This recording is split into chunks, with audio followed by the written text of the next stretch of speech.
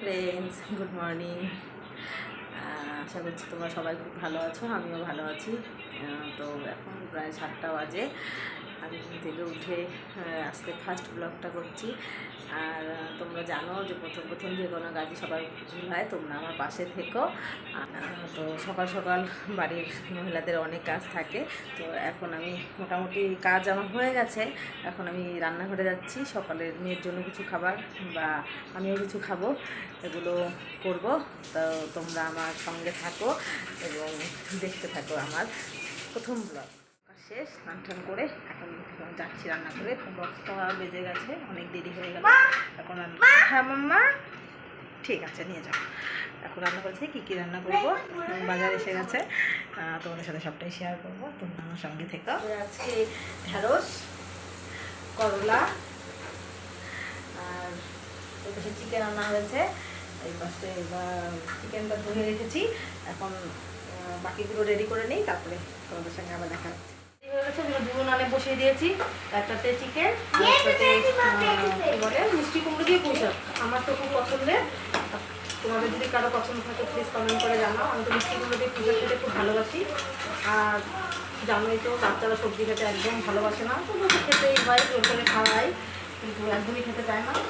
Meet হলে ওদের chicken বা মাটন হলে খুব ভালো হয়। এটাই করছি। ঢ্যাঁড়সটা করলা ভাজিটা হয়ে গেছে। এখন আর হয়ে গেল মিষ্টি কুমড়ো দিয়ে পুঁই শাক আর চিকেনটা হলেই হয়ে যায়। তোমরা আমার সঙ্গে থাকো আর দেখে বুঝতেই পারছো প্রথম প্রথম ব্লগ করছি, বুঝতেই পারছি না। তোমরা একটু পাশে থেকো আমার। রান্না শেষ, মিষ্টি কুমড়ো দিয়ে পুঁই শাক আর চিকেন হয়ে গেছে, পুরোটাই রান্না হয়ে গেছে। এখন সবাই মিলে একসাথে খাবো।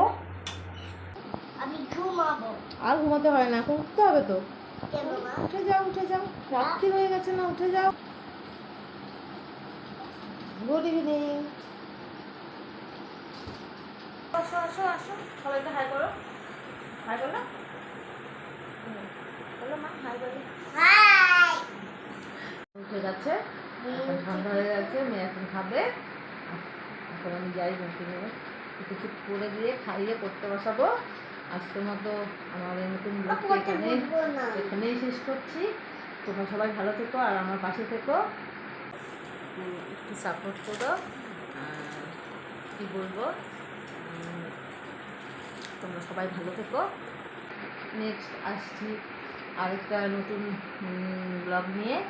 ততক্ষণ পর্যন্ত তোমরা আমার সঙ্গে থেকো। বাই, বাই করে দাও। বাই।